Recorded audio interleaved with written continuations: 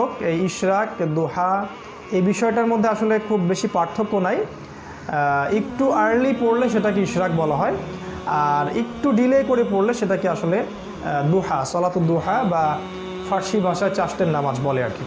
তো আমি প্রথমে ফজিলতটা বলছি যে যারা নিয়মিত সলাতুদ দুহা আদায় করেন, সলাতুদ দুহা নিয়মিত আদায় করেন মিনিমাম 2 রাকাত, তাদের রিজিকের মধ্যে, এবং রিজিক বলতে শুধু টাকা পয়সা বোঝাচ্ছি না, রিজিক বলতে কিন্তু শুধু টাকা বোঝানো হয় না।